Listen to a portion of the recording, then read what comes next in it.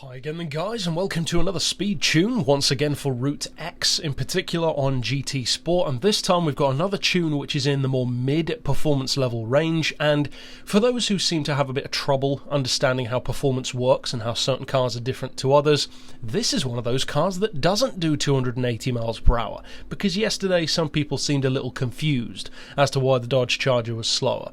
It's a slower car. It's kind of funny how that works. Not everything does 270 miles per hour.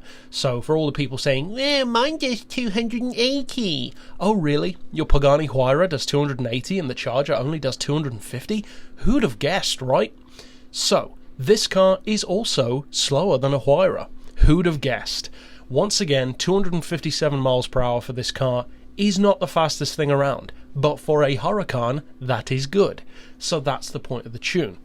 And once again, like with the Charger, this is a tune which allows the car to do that speed in 6th gear, and then you have 7th gear, just like with the Hellcat, to use for slipstream.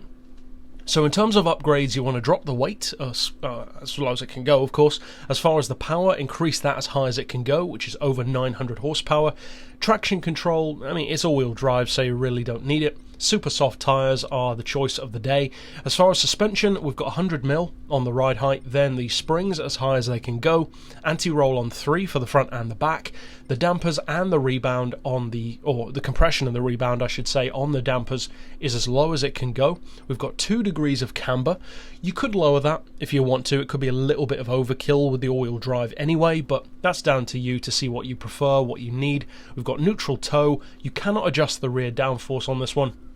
As far as the diff, I've got the lowest initial torque, as you can see, the highest all-round for acceleration and braking, and finally for the gearbox, if you want to do 257 in 7th gear, then put your final drive on 4.4. But if you want to do what I've done, which, let's be honest, makes a lot more sense, so that you can still do 257 but in 6th gear instead, and have 7th gear to do slipstream with, which makes it a far more effective car, then I'd recommend, of course, the fully customised transmission, auto setting of 249 miles per hour, which is roughly 400 kilometers per hour.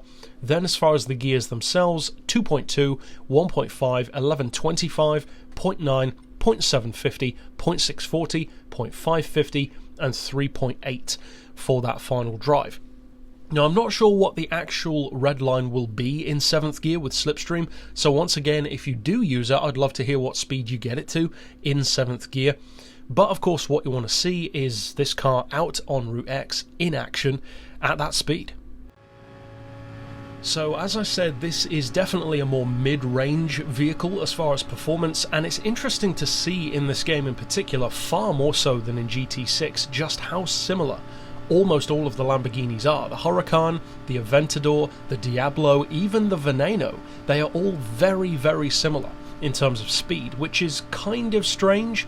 At least in the previous game there were some pretty big differences between them, from the Gallardo to the Reventon to the LP670, but I would actually say that, as I mentioned months and months ago, and I would hold to it, that this is pretty much the best all-round Lamborghini street car in the game, because all of them are N-Class vehicles, but this one has the same range that all of the others do in terms of ability, apart from the Veneno. This one doesn't go to N1000, but it has roughly the same performance as all of those, but for a significantly lower price. So it's kind of a no-brainer, plus it's smaller physically, more compact through corners, and it's less of an expected choice. So if you do decide to use the Huracan, you of course are going to have a ton of fun with it. 257 on its own, way more in slipstream. You've got a little bit of draft potential even in 6th gear, let alone in 7th. So of course, if you do decide to use it, I hope you have a lot of fun with it, and click here on screen to see the playlist of all of my other tunes as well. But for now,